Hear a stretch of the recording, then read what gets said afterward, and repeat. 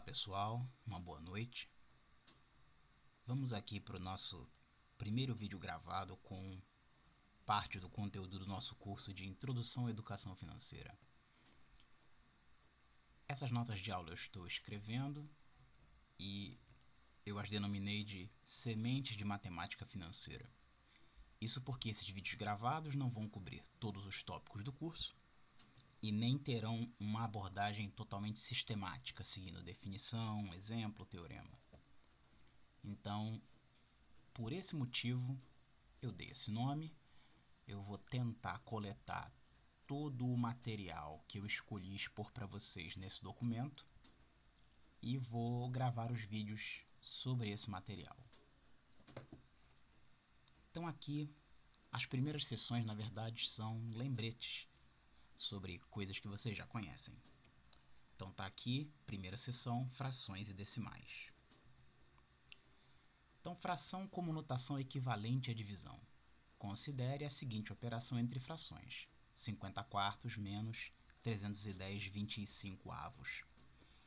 A fração 50 quartos é equivalente a uma divisão, 50 dividido por 4.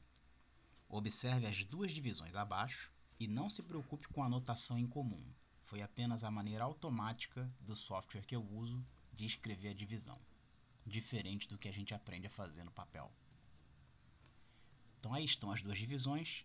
O que eu quero chamar a atenção de vocês é que 50 é o dividendo, 4 é o divisor e em cima 12,5 é o quociente. Na segunda divisão, 310 é o dividendo, 25 é o divisor e lá em cima 12,4 é o quociente. O quociente da primeira divisão é 12,5 e o quociente da segunda divisão é 12,4. O símbolo, dois traços de igual com um tio em cima, que é usado abaixo, significa equivalente a. Usando esses quocientes, a operação entre frações equivale ao seguinte: 50 quartos menos 310,25 avos é equivalente a 12,5 menos 12,4, que é igual a 0,1, que é equivalente à fração 1/10. Agora vamos falar de um outro tópico, sem passar pelos decimais: operações com frações e equivalência entre frações. A operação acima pode ser realizada de outra forma, sem nenhuma divisão. Observe a seguir que o novo numerador é uma multiplicação cruzada. Do que eu estou falando? De uma operação de diferença de frações. Vejam a seguir: 50 quartos menos 310,25 avos, a mesma operação de antes, só que agora calculada como uma diferença de frações. De que maneira? O novo numerador é uma espécie de multiplicação cruzada entre as duas frações. Em que sentido? Vou tentar sinalizar aqui com o mouse. Não estou conseguindo. Mas temos 50 que multiplica menos 25. Desculpa, 50 multiplica 25 e menos 310 multiplica 4. Esse é o novo numerador. Isso é dividido pelo produto dos denominadores, 4 vezes 25. O resultado é 1.250 menos 1.240 por 100, que é 10 centésimos. Esse procedimento, onde o novo numerador é uma multiplicação cruzada, vale de uma forma mais geral. Então aqui nós vamos agora para uma definição que vocês já devem conhecer. Definição 1.1. Se b é diferente de zero e d é diferente de zero, definimos a diferença entre a sobre b e c sobre d como a seguir: a sobre b menos c sobre d é igual à seguinte multiplicação cruzada: a vezes d menos c sobre b no numerador, dividido pelo novo denominador, que é b vezes d. Exemplo 1.2. Se b é diferente de zero e x é diferente de zero, calcule a sobre b menos xa por xb. Usando a definição 1.1. Como fica o cálculo? Fica a sobre b menos xa por xb é igual a multiplicação cruzada a vezes xb menos xa vezes b dividido pelo novo denominador, que é simplesmente multiplicar os denominadores, b vezes xb. Isso é igual a axb primeira multiplicação. Na segunda seria x a b, mas o que eu usei aqui foi a comutatividade da multiplicação, ou seja, a ordem dos fatores não altera o produto. Então temos axb menos axb por x vezes b quadrado. Isso é igual a 0 no numerador e no denominador xb quadrado. Agora, como uma fração equivale a uma divisão, isso equivale ao número zero. Definição 1.3. Se a diferença de duas frações equivale a zero, dizemos que as frações são equivalentes. Abusando da linguagem, tratamos frações equivalentes como frações iguais. Pela observação 1.3 é que se escreve 1/10 igual a 10 centésimos. Vocês, a essa altura, certamente já passaram pela definição de vetores. E na definição de vetores o problema é semelhante. Você tem vetores com coordenadas diferentes, mas que são considerados equivalentes. E aí vocês passam a tratá-los como vetores iguais. Esse é o mesmo sentido usado nas frações. Daqui em diante, claro, vamos usar igual para frações equivalentes, mas eu queria chamar a atenção de vocês, afinal a gente está num curso de matemática. Mais uma coisa, eu vou voltar na imagem anterior e sinalizar para vocês o que significa o exemplo 1.2. Lendo de novo, se b é diferente de zero e x é diferente de zero, calcule a sobre b menos xa por xb. O resultado foi zero. O que aconteceu de a sobre b para xa por xb?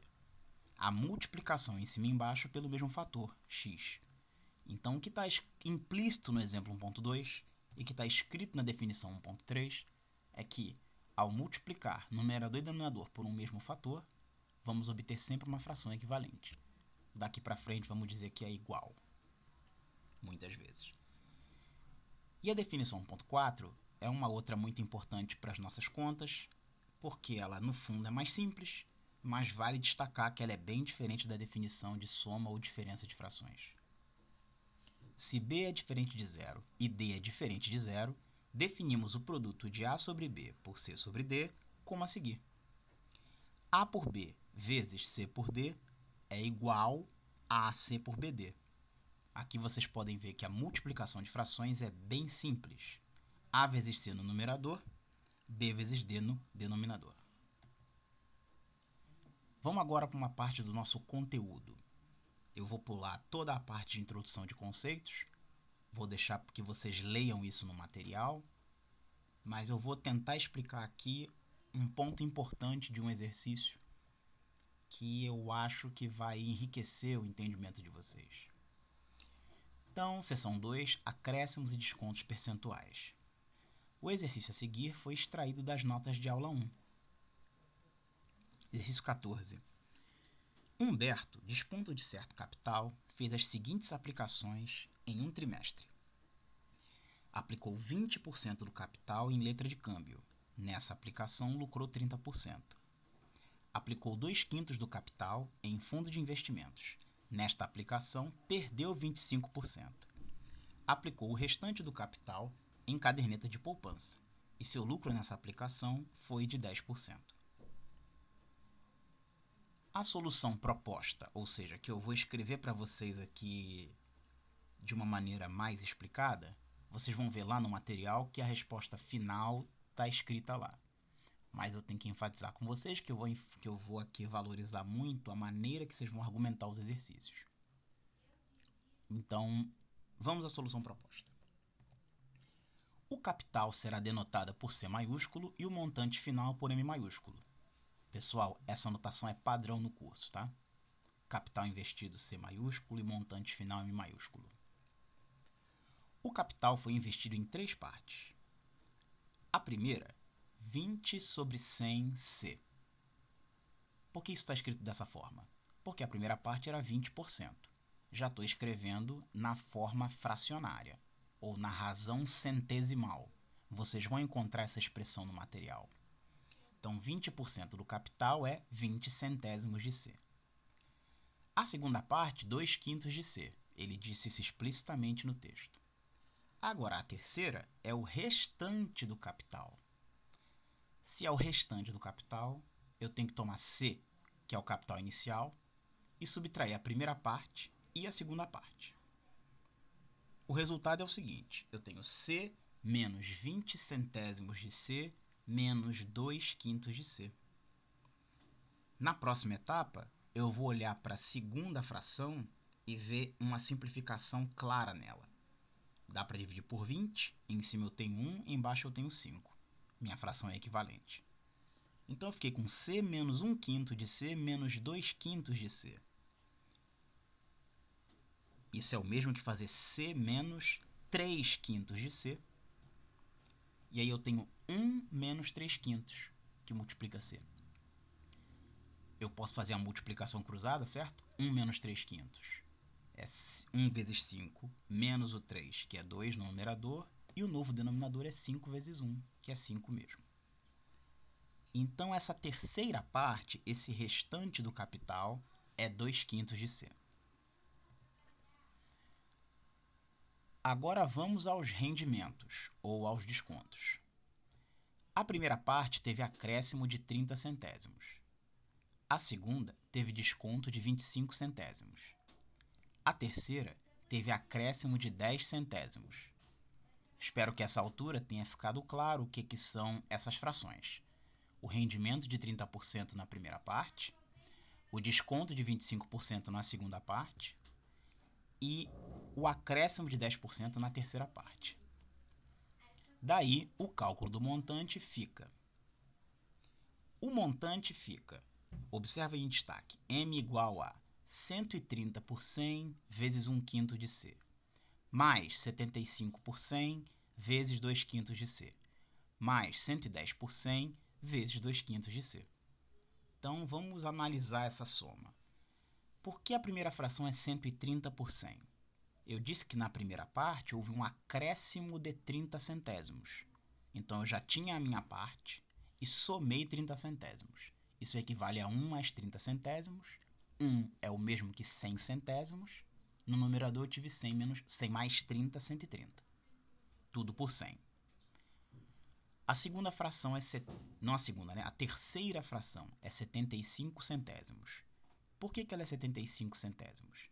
É que a segunda parte teve um desconto de 25%, ou seja, de 25 centésimos. Então, eu tinha uma parte, 1, e subtraí 25 centésimos. 1 é o mesmo que 100 por 100, subtraindo 25 por 100, eu vou ter 75 por 100. E a quinta fração é 110 por 100. É que a terceira parte teve um acréscimo de 10%. Quando eu acrescento 10 centésimos à parte que eu já possuía, eu fico com 110 centésimos. Na segunda linha, a gente vai analisar essa soma grande, ver o que tem em comum, colocar em evidência. Nesse caso, 1/5 de C é um fator comum. Pode ir em evidência. Ele vai multiplicar. Na segunda linha, vocês vão observar que tem 13 décimos mais 15 décimos mais 22 décimos. De onde vieram essas frações?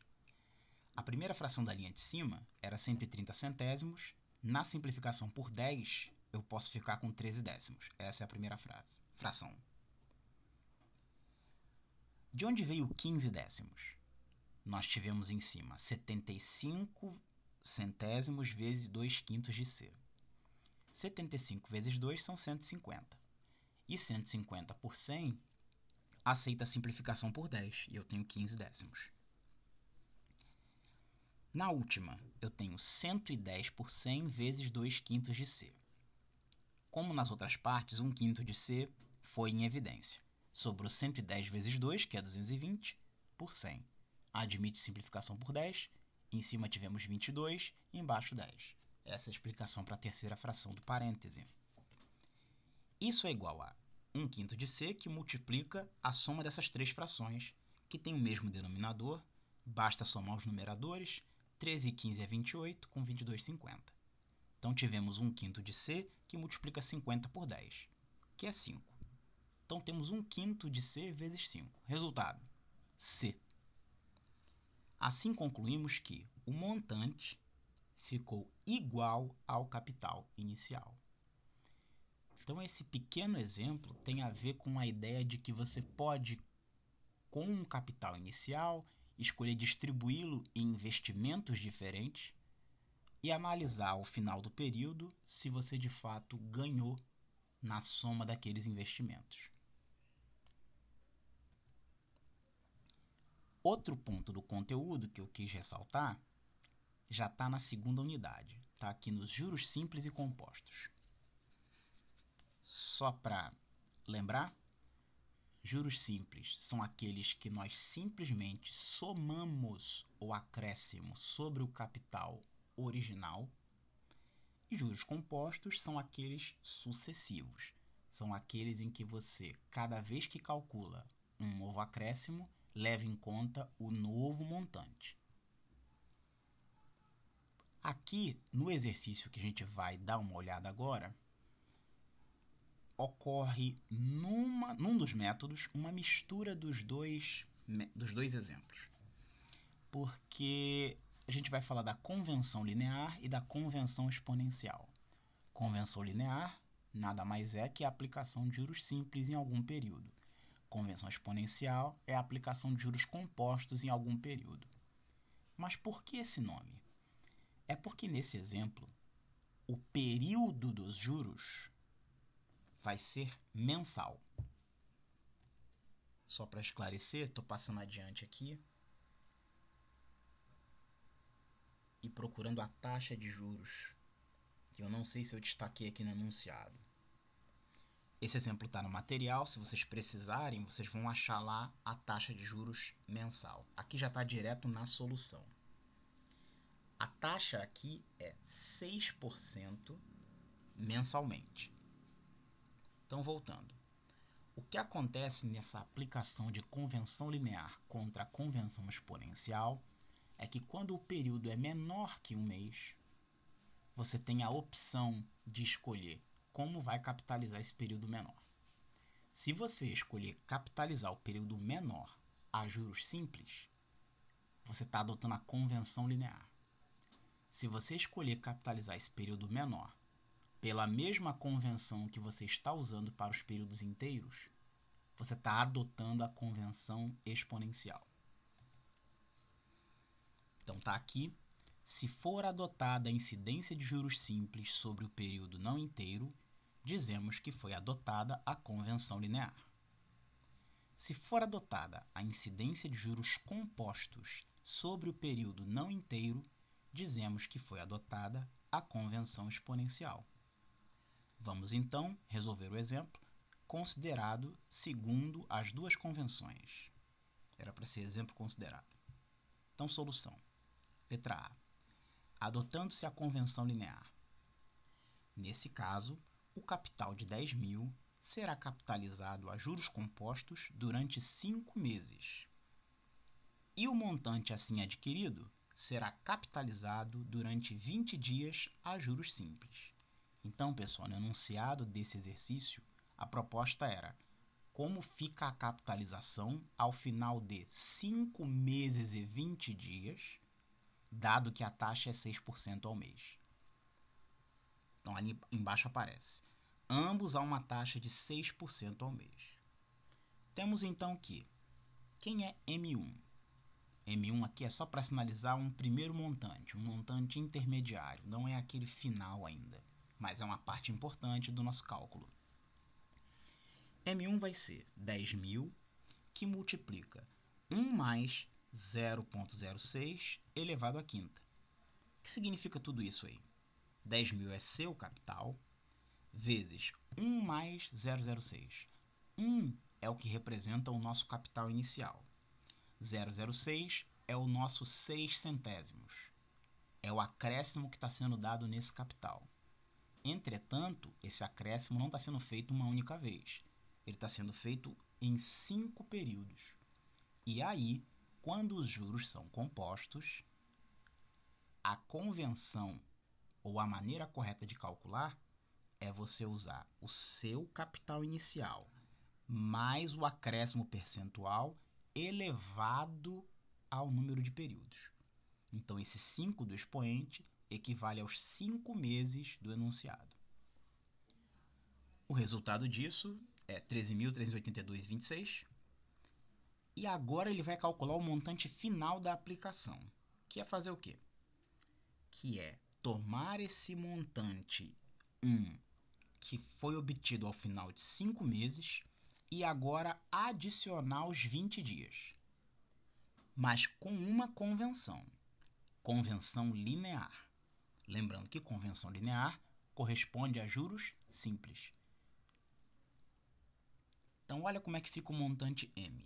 13.382,26, que é o M1, multiplicando 1, lembra que esse 1 sempre representa o nosso montante do momento, mais 0,06 dividido por 30. O que significa essa fração aí?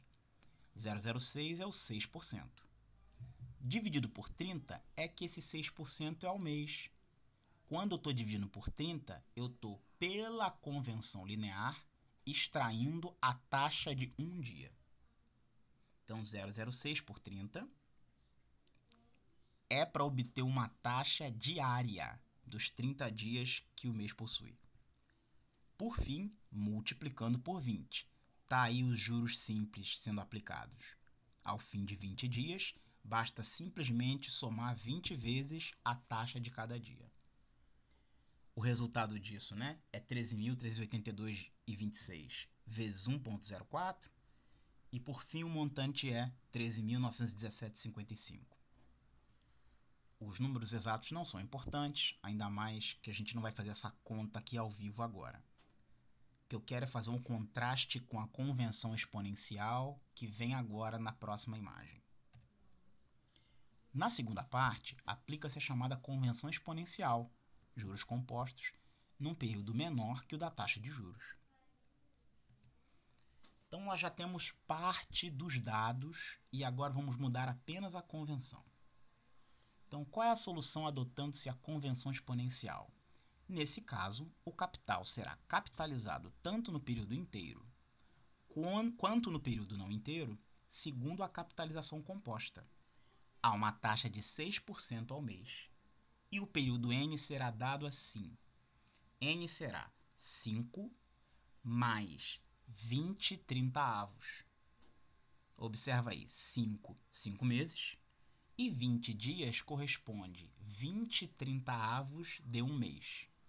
O mês comercial sempre usado aqui com 30 dias. Uma rápida soma de frações, como o nosso tópico inicial já sinalizava. Então aqui a gente vai ter 30 vezes 5, 150, mais 20, 170. E o novo denominador vai ser 30. Mais 170 por 30, admite a simplificação por 10, que é 17 terços. Então, o N será 17 terços de meses. E, portanto, o montante M final será obtido diretamente da conta 10.000, capital inicial, que multiplica esse 1 mais, lembra que esse 1 corresponde ao nosso montante, nosso capital inicial, somado com a taxa, que é 6%, 0,06 é uma representação, e o novo expoente agora é 17 terços. Ou seja, vamos voltar rapidinho. Na convenção linear, a gente tinha o expoente 5, porque lá 5 meses era o período inteiro.